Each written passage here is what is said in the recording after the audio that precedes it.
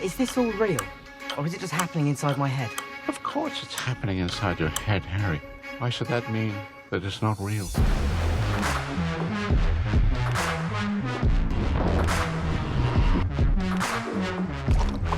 It's the basis of a great story, the passion of curiosity, a fire in the heart and a thirst for adventure. The main character sets out on a journey to fulfill their personal legend, to find oneself. It seems like the ultimate purpose in life. After all, what else is there to do? The journey to self-discovery and enlightenment was calling me, and I've forever been afraid to answer the call. The notion that what constitutes me was not as black and white as it seemed filled me with wonder and a thirst for knowledge. Delving deeper into meditation, the wisdom of Vipassana, breathwork, sensory deprivation tanks, I was determined to explore the uncharted territories of the mind and unlock its full potential.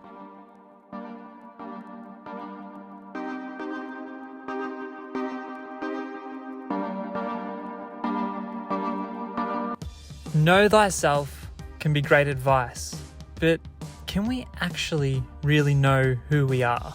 In her book Insight, organizational psychologist Tasha Eurich pointed out that 95% of people believe they are self-aware, but only 10 to 15% actually are. This is the self-awareness paradox in action. The more we think we know about ourselves, the less we actually do, suggesting that our understanding of ourselves is limited and is prone to biases and blind spots. It is somewhat necessary, as the Greek oracle once said, to know thyself. After all, that is the first achievement of knowledge. But to recognize that the soul of a man is unknowable, that is the ultimate achievement of wisdom. To define yourself in a way, it limits you. And when you dwell in an isolated world of self-critical thought, we become lost in a deluded false self-image, one that exists only in the egoic mind. I often live my life with this uncertainty of what I'm going to be in this world or who I'm going to be, but I'm starting to learn to embrace that that is essentially a fact of life. There's almost a sense of liberation and freedom in this way of living.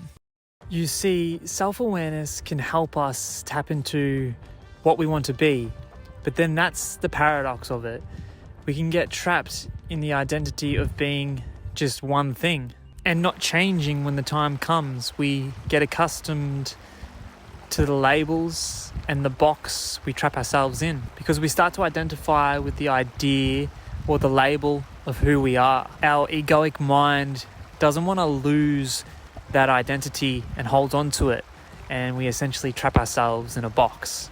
And our efforts to understand ourselves are ultimately coloured by our own biases and preconceptions. And we ultimately create a prison for ourselves. The more we seek to understand ourselves, the more we get trapped in our own subjectivity. And the more we try to find ourselves, the more we get lost in our thoughts and feelings. You see, I've always been someone to go on adventures, and when I look back, I realise why. It's a way for me to better understand who I am, to know myself at the deepest levels and reach a point of realisation that I've forever been searching for, this grand awakening or this grand understanding of myself and everything. And I wonder sometimes why some of us strive for this kind of existence. Is it to be happy? Is it to be fulfilled with our lives? This is where the paradox seems to sink in, is dedicating too much time to analysing oneself, leading us to think also about what other people think about us.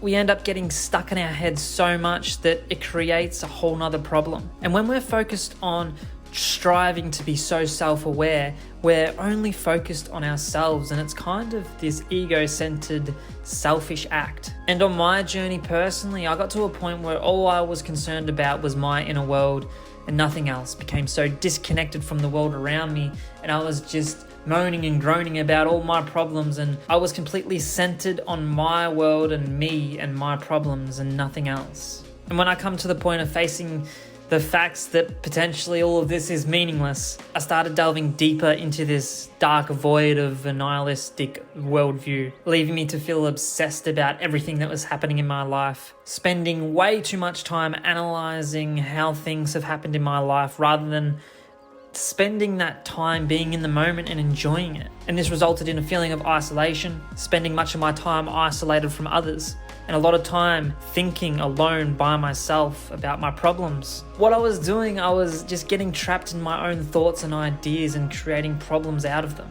And it's hard to love yourself when you're constantly thinking about all the things that make you worthless and how you lack something. Also comparing myself to others. I think the trick is trying to learn to accept ourselves for who we are without overtly judging ourselves. And the trick is to not take life too seriously, right? But sometimes that can be the hard part. Our efforts and desires to want to understand ourselves can become obsessive and self-defeating. And this can leave us trapped in this endless cycle of self-analysis.